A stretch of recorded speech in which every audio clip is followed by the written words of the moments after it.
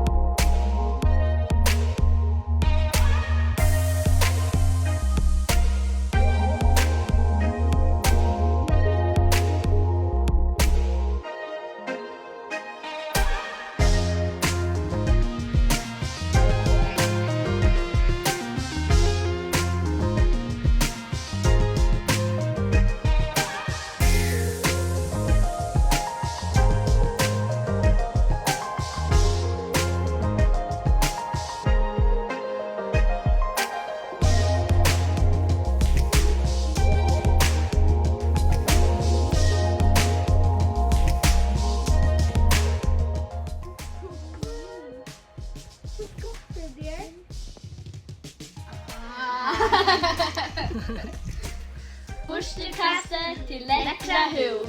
Verkar knyst.